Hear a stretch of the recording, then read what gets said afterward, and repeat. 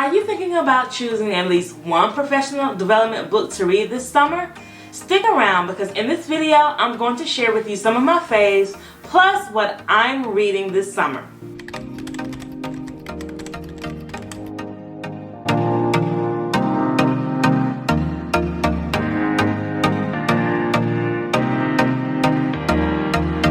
I'm Angela Griffith, and I help teachers to create positive learning experiences for the students in their classroom. I absolutely love to read books, sometimes even a professional development book, but more often than not, they can end up falling flat and not be exactly what I expected. The first 3 books that I'm going to share with you today, I have read them and I fully recommend them.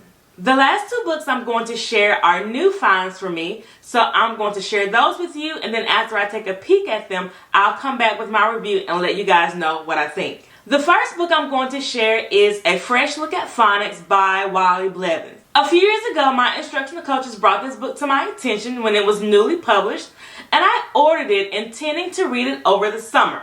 Well, this happened to be right before spring break, and before I knew it, I had read the book in its entirety over spring break, all 300 pages, which is a rarity for me. It was that good, and it marks the second time that I've actually read a PD book from cover to cover.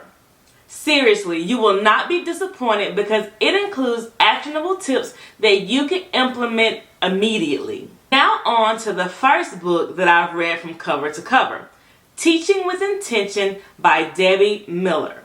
Just about every summer, I reread this book in its entirety. It's not a literacy book per se, but it is all about your teaching practice, which is why it's designated for teachers from kindergarten to 5th grade.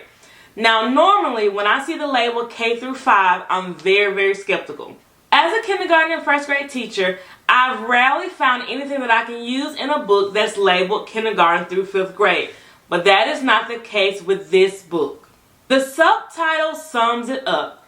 It is all about defining your beliefs, aligning your practice, and taking action. This book takes you through the author's journey as a literacy consultant as she helps other teachers. I definitely recommend this book for any early childhood elementary school teacher. So I've just completed year 2 of letters training, so I guess technically I'm considered trained in the science of reading. But as we know, it's a vast body of research that's ever growing and ever changing. We're learning more and more. So I know that my journey of learning has not ended. However, I must say that volume 1 that we did last year was my favorite. It's all about the challenge of learning to read, phonological awareness, which is my favorite, phonics, spelling, word recognition, and decoding. I know that everyone does not have access to this particular course of study, but I've heard that the book Speech to Print is a very good place to start. The book Speech to Print is by one of the authors of the letters curriculum, so a lot of the research is the same. I also grabbed that book, so I'll come back and let you guys know what I think about it as well.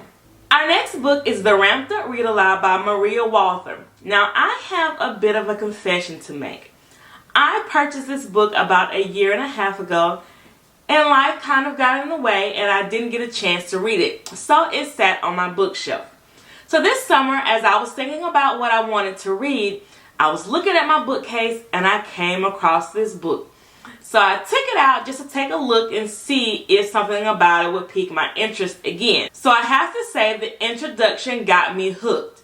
It's all about the 10 compelling reasons to include read-alouds in your classroom. Now, this is probably not a book that you will read from cover to cover, but let me explain. There are tons of lesson plans included for tons of books, and the author shares with you 4 different ways that you might approach this book. The first is to find new read-alouds that you may share and enjoy with your students. The second approach is to energize your core reading and writing program.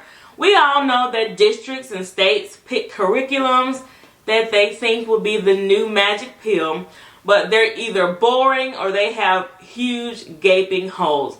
We kind of have to fill them in and help them out. The third approach is if you're looking to teach specific skills and strategies. And the last approach is if you just want to extend your read aloud experience. I love that you can find exactly what you need and that really great examples are provided.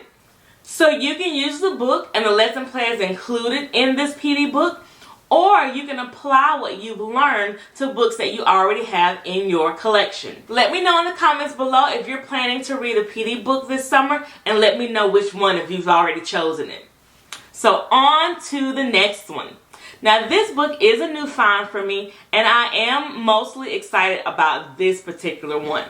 This book is Growing Independent Learners from Standards to Stations, and as you know, I love literacy centers. Literacy centers, stations, and small group, it is my favorite time of the day. It's something that I consider myself to be good at implementing, and it's something that I'm able to keep going throughout the entire school year. That being said, I'm always on the hunt to improve my practice, so I can't wait to read this book. I must say the introduction really got me, but once I finish it, I'll come back with my review and let you guys know what I think.